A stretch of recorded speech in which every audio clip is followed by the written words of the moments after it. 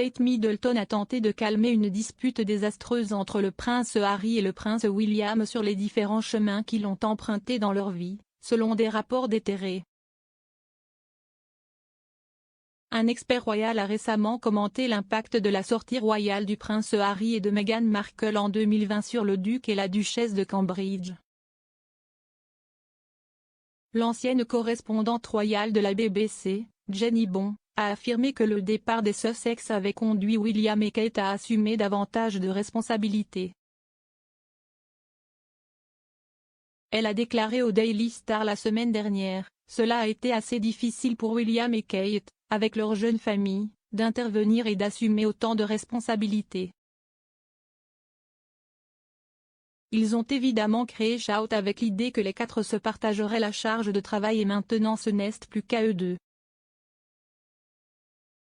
William a énormément d'autres choses à faire, alors Kate assume une plus grande partie de la charge de travail. Ça doit être difficile avec les enfants, mais ils s'habituent à la réalité. » Le départ de Harry et Meghan du cabinet a envoyé des ondes de choc dans la famille royale. C'était aussi une décision symbolique de la division qui s'était développée entre les Sussex et le reste de la famille. En avril 2019, le manque d'harmonie était évident lorsque le Mirror a rapporté qu'une source royale leur avait dit que Kate était intervenue dans une dispute désastreuse qui ne pouvait pas être désamorcée entre William et Harry. Le désaccord est venu sur les différentes directions dans lesquelles la vie des frères se dirigeait, selon le rapport du rédacteur en chef royal du Daily Mirror, Russell Myers.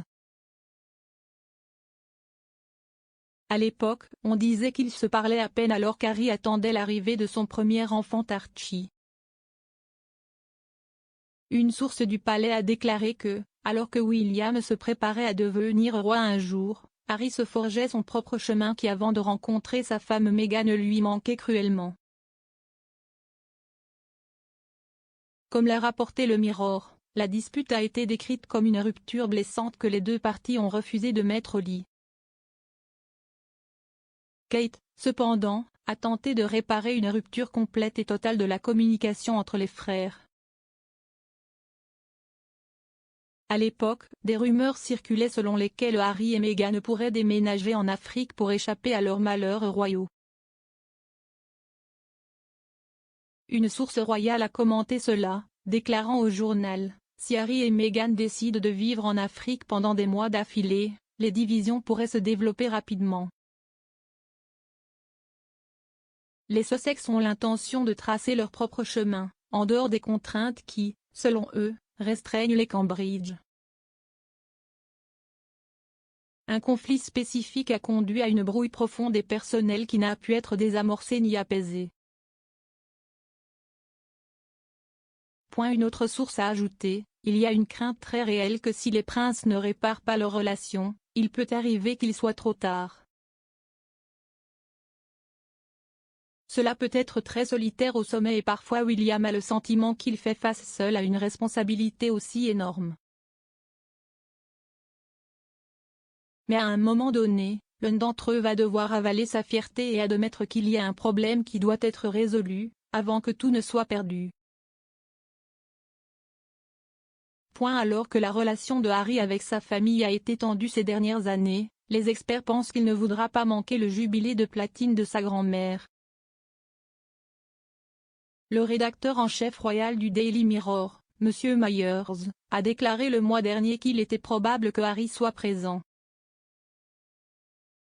Il a déclaré au podcast Pod Save the Queen: « Nous savons que les relations ont été tendues.